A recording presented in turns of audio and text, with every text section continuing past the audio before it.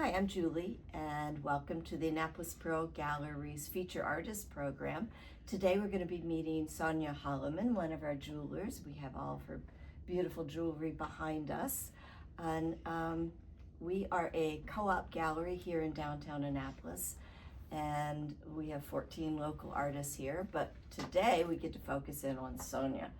So, my dear, welcome. Thank you for having me. We would love to hear about your product line, your focus, what has motivated you over the years, and first and foremost, how did you get involved in jewelry making?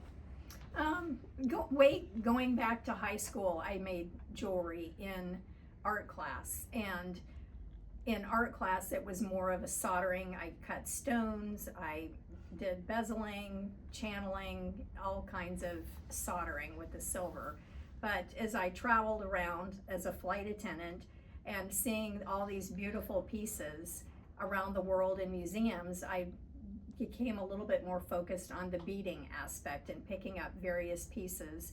And one thing that I wanted to do was to have story cards that went along with each piece that would talk about some background or some history about the stones or the pendant pieces. So every single piece comes with a little story card. So this is a porcelain chip from a Qing Dynasty pottery piece. And There, I can hold things up while you describe. So it has the story card. These would be examples of beaded pieces, but I do put different pendant pieces on cords, and then the ribbons like this one. I've got some right here on cords. And people love the stories. They really add so much value to the piece because it gives a background, it talks about the stone, the history of the stone. Yeah, it's so much fun to do the background research, and I like to pull out really interesting fun facts, and then also something that people may not have heard. And a lot of the different stones and symbols go back thousands of years as far as importance to humanity. So it's very interesting to do the background. And like I said, I like to put interesting and positive facts in there as well. And different stones have magical meanings or protective meanings historically, and can have many different characteristics. So people can seek out an opal or a turquoise or whatever for those particular. I do have a birthstone line Right. of earrings so that people can come in and get birthstones for somebody's birthday. I've also kind of branched out into items of local interest. So the Naval Academy being right down the street, I've got goats on boats. Here, I can hold things up for you, dear. F-A, F-18s, which are a hoot and great the for part of the Blue Angels, and then cherry blossoms, which down in Washington D.C. we have the Cherry Blossom Festival every year. And then I also started making bookmarks, and these have this is a crab, little sparkly crab, and then this one has a fish on it. So items of local interest with some background information. In addition to the beading, one thing that people started asking for was lariat style necklaces. So I have the two pendants on a sterling silver chain, and then you just loop that through, and then you can organize it depending on what your neckline is of the day or whatever the top is that you're wearing. So, and I've got some example.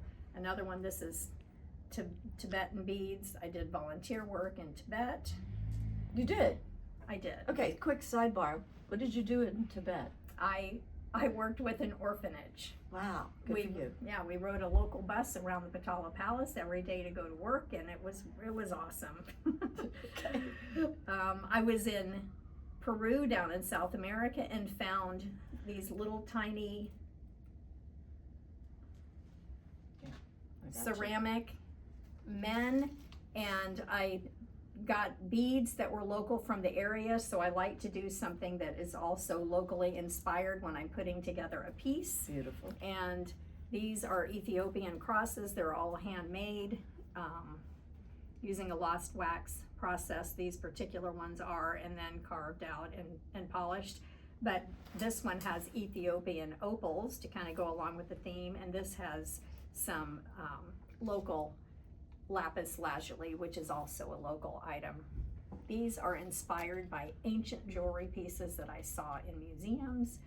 Little face there, little glass face with pearls and some handmade glass, and then some liquid gold and little pearls. So I've also seen some of your Roman glass pieces. Oh, which yeah. are very neat, Mhm, and mhm. that's real Roman glass. it is. It's It very is. cool. Yeah. In addition to these fun earrings for the Naval Academy and such, Sonja also has beautiful little petite earrings. There's so many different types. She has a display in the front of the gallery and also right here. Yeah, it's you've got so much variety and so much color.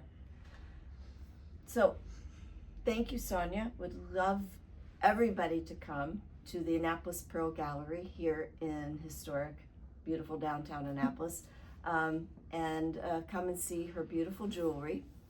There's so much to see and so much to choose from, and she's one of the most popular artists here, if you will, because everybody loves jewelry. So thank you so much for joining us today. Have a great day.